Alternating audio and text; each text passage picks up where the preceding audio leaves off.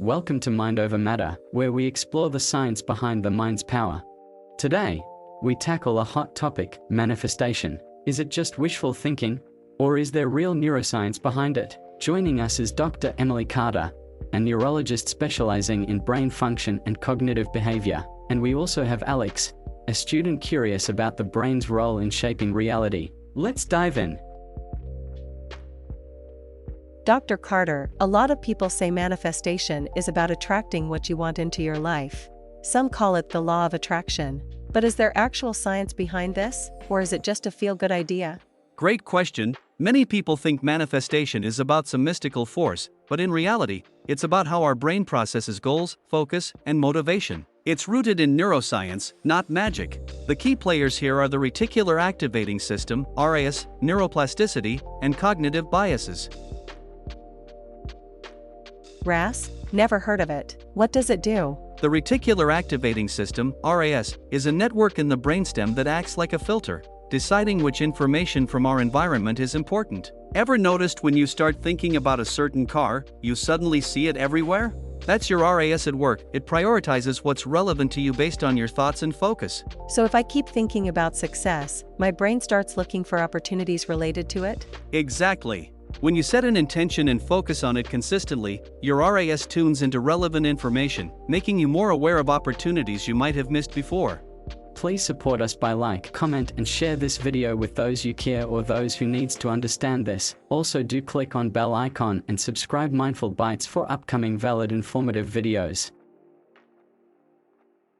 I hear a lot about rewiring the brain. Does that mean we can actually change how we think? Yes. This is called neuroplasticity, your brain's ability to reorganize itself by forming new neural connections. When you repeatedly visualize a goal and take action, your brain strengthens the pathways associated with that goal. Over time, this makes positive habits feel automatic, reinforcing the belief that you are capable of achieving your goal. That makes sense. So, does this mean manifestation is really just training your brain to notice and act on opportunities?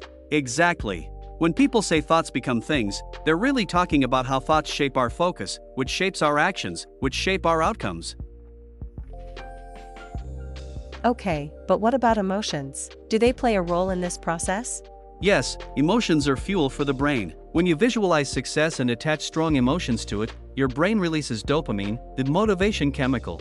This increases drive and reinforces positive behavior. The more emotionally connected you are to a goal, the more your brain will push you to achieve it.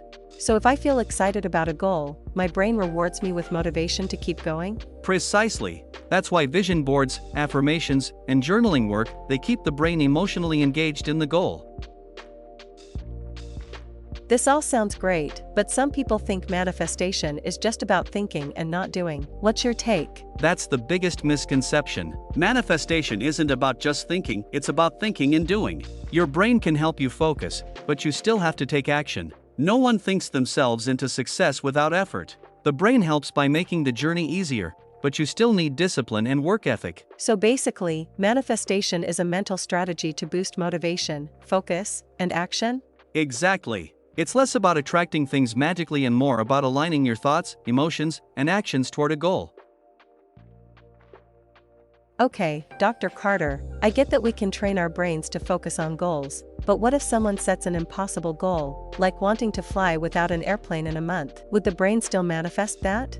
That's a great question, and here's where realism matters. The brain works best when goals are challenging yet achievable. If you set a completely impossible goal, your subconscious mind won't take it seriously. Instead, you'll feel discouraged when nothing happens. So the key is to balance ambition with reality? Exactly. This is where the SMART goal framework, specific, measurable, achievable, relevant, and time-bound, comes in. Instead of saying, I want to fly in a month, a realistic version might be, I want to get my pilot's license in 2 years. That way, your brain can actually work toward it with concrete steps. That makes sense. So, if I want to manifest something, I should make sure it's something humans are actually capable of achieving? Precisely. Your brain is powerful, but it can't break the laws of physics. So, set goals that push your limits but remain within human potential. Wow, this was insightful, Dr. Carter.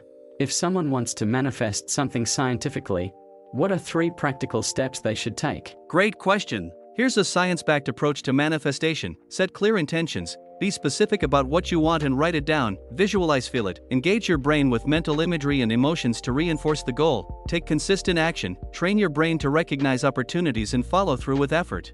Alex, what's your biggest takeaway from today's discussion? I've realized manifestation isn't magic, it's neuroscience.